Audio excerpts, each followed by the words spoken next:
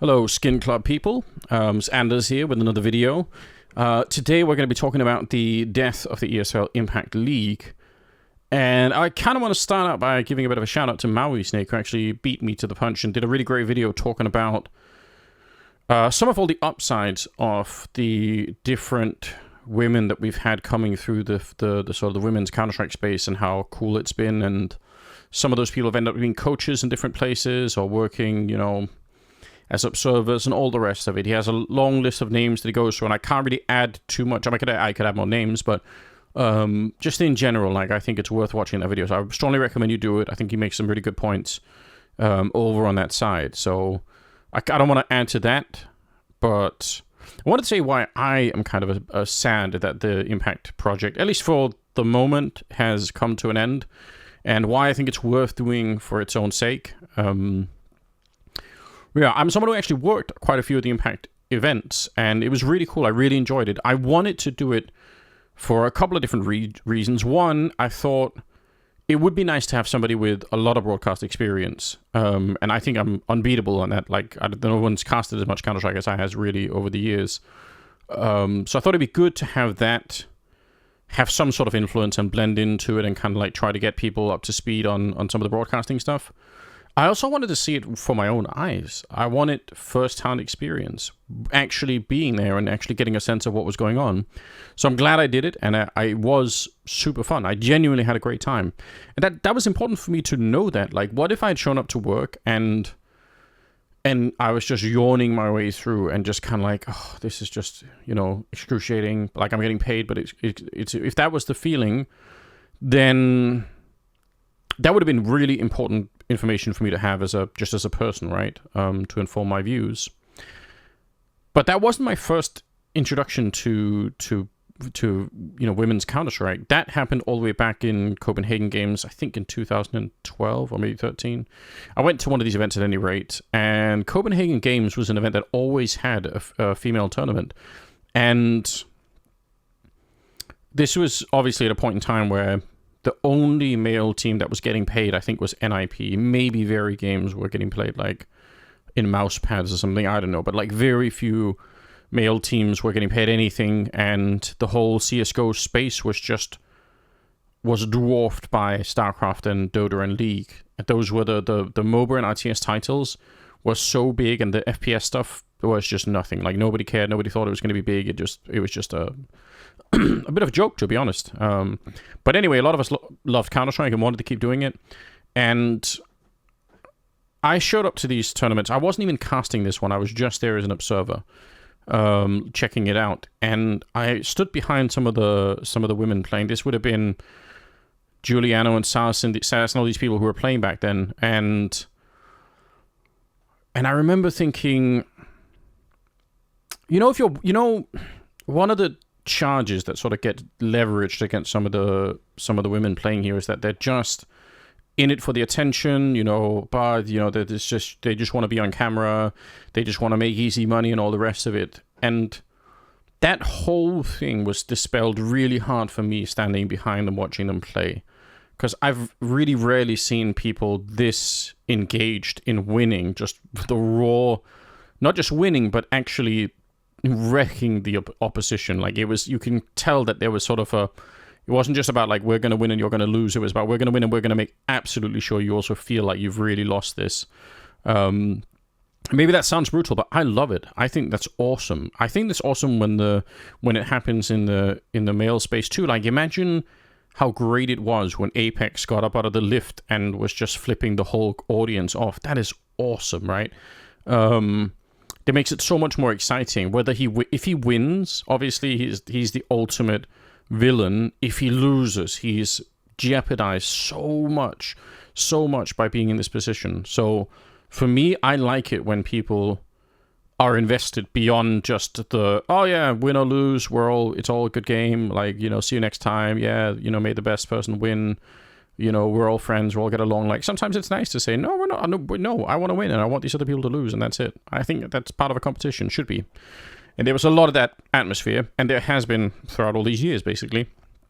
Now, I should have probably started this video with a bit of a disclaimer that some of this stuff might end up sounding a bit soy or sounding like some sort of a white knight situation. Like, I'm not here to try and save the women in some sense, and if somebody wants to make that charge, I just totally don't care. I find it to be a boring conversation, and I think people who talk like that, I almost automatically label as being, unfortunately, wrapped up in the culture war stuff, which I find to be a total absurd waste of time. And I invite everyone who feels like they're part of that war to find a way to exit it, because it's nothing good comes from that, I think, unfortunately. So yeah, anyway, you can call me soy in the comments if you want. It's totally fine. Like, I'm not even gonna get mad. I just genuinely don't care. But I do think I don't think it's worth acknowledging that the level of investment into the competitive side of this for the actual women playing the game is crazy high. And I actually think one of the things that Impact did wrong, and one of the things I wish we could have done differently, and I said this on many occasions, I've said it to other organizers that have thought about creating women's leagues in the past, is I think we should have exposed that side of it a lot more. Now, the problem is, you imagine it's sort of a dial where you can, if you turn the dial all the way to one side, you strip all personality from the women's league, and you say, this is just only about who plays the best Counter-Strike, and that's it. And that's it. Once they're done playing, we shut off the camera and we say, that's it. Congratulations to this team. And then we're off the air, and that's it. And then you could turn the dial the other way, and then you make it, massively about personality, so that it becomes essentially sort of a catfighting league with a little bit of Counter-Strike on the side. That, I think, would be bad. But that dial, I think, is an important question. If two people or two teams have a real grudge, maybe one team's been winning for like the last 5 tournaments or whatever, and people are sick of it, and they don't just want to win because they're sick of losing. They want to win because they want to be able to, on some level, humiliate the other team and say, that's it, like, you guys have done this for long enough. If that's the feeling, I want that feeling expressed in an interview, and I want for there to be some safety for that kind of thing to be expressed. But there's some problem here that's hard to untangle, because the truth is, you could get, I think, some of the women competitors to talk like this, but then they're going to get attacked, in a similar way, right? They're going to get wrecked for this on social media. People are going to say, oh, why is she talking trash? And, look at how much they suck and all the rest of it. And I just think so unfortunately, I think some of the culture around this stuff is limiting the potential for the product, really. But I think that product actually has a real chance to make it, because it's genuinely exciting. Like I said, I knew this back in 2013, standing behind some of these players and watching them, that there is, I think, genuinely a product here that people would tune in for. And the charge that people say, oh, but they're not as good as the men, I find to be sort of an obscure charge in many ways. One, it's not worth denying. Like, obviously, that is true. We all have eyes. We can all see that.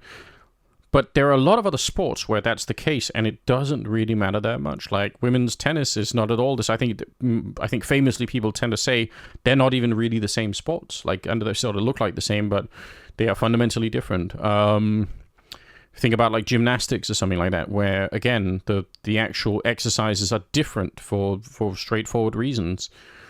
I would say something that I watch a little bit more, which is something like the UFC.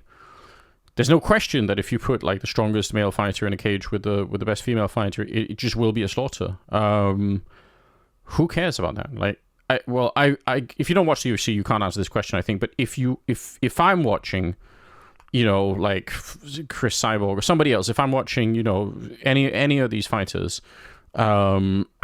what's her name? Rose. I can never pronounce her last name. Nama Nunez or something like that. Whatever her name is. I think she's super cool. Anyway, if you watch some of these fighters, are you ever in your mind thinking, yeah, but what if it was a man there against her? Like, is that like when you're watching the fight, you're just watching the fight? I feel like That surely is not a controversial thing to be saying. Or is that weird? Is that weird to say, oh, well, that doesn't really matter, like, because we could find somebody else. I mean, it's especially true in fighting because we have weight classes, right?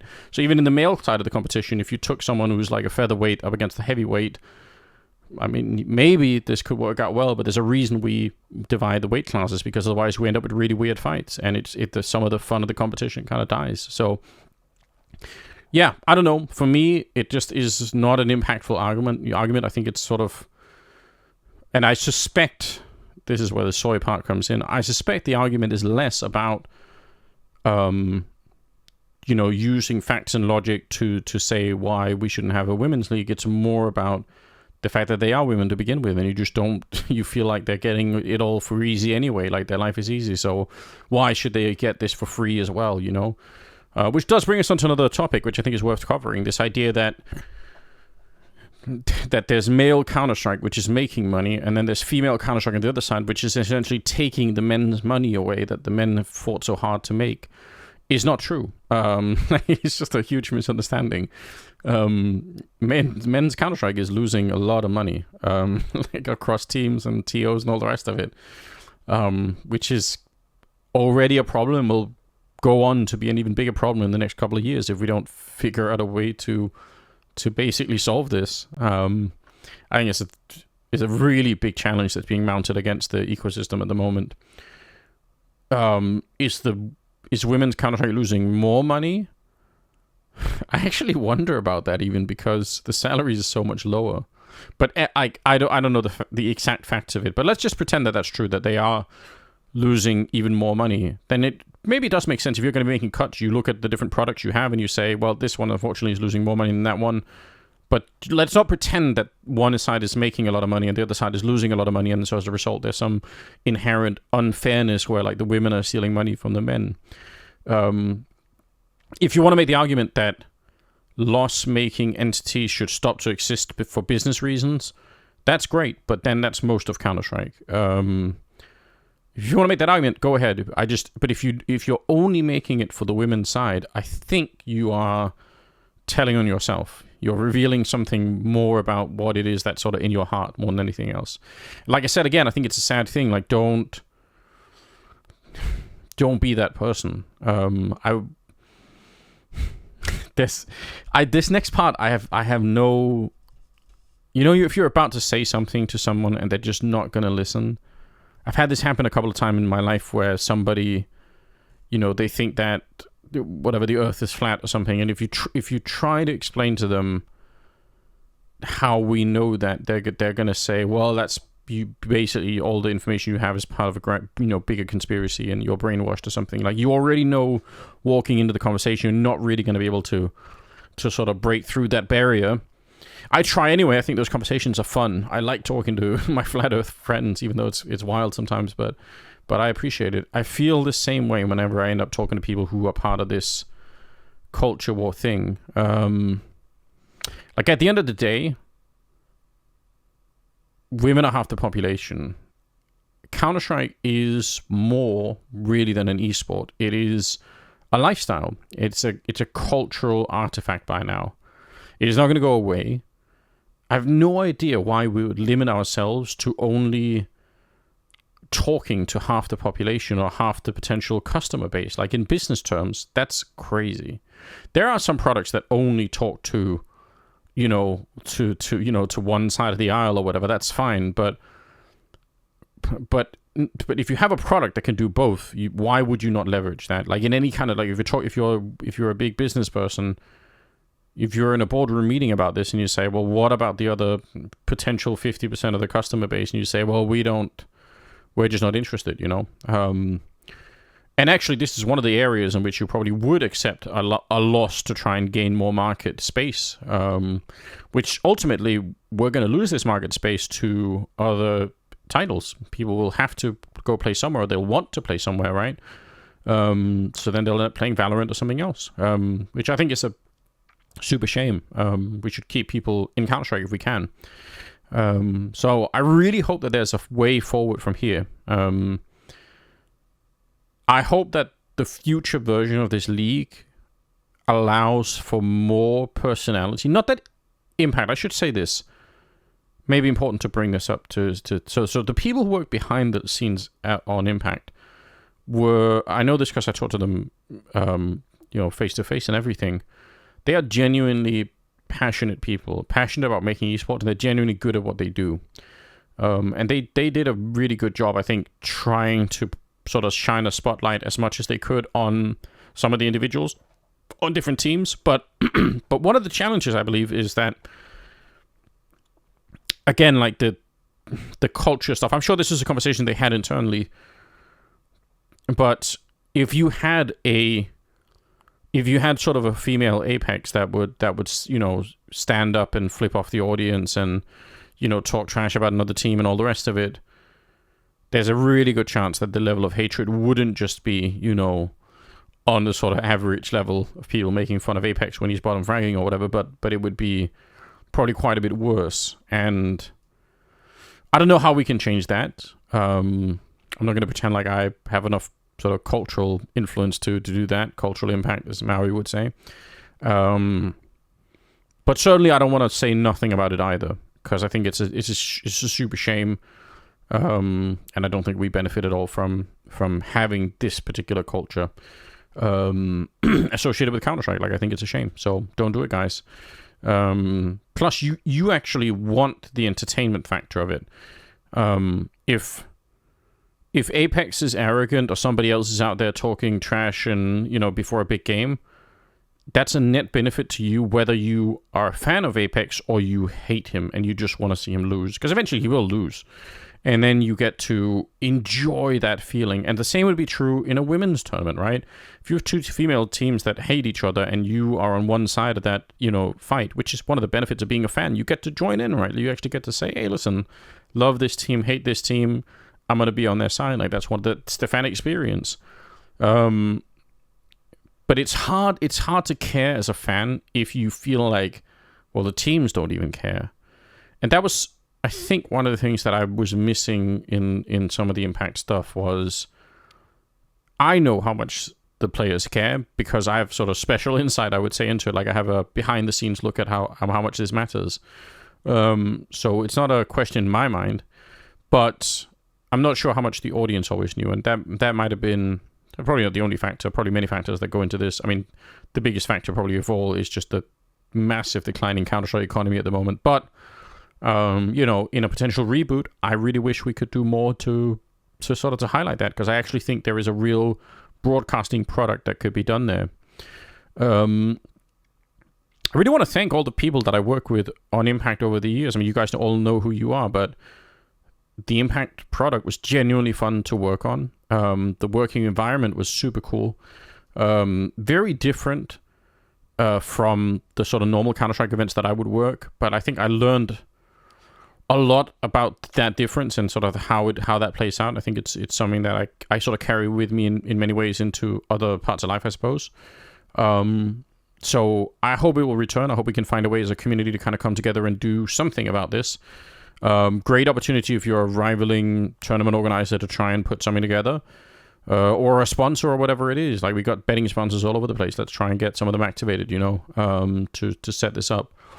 But anyway, those are my thoughts about it. I'm really interested in your comments down below. I know it's already a touchy subject. I made it more touchy by including all the culture war stuff into it, but I think it is kind of important to address.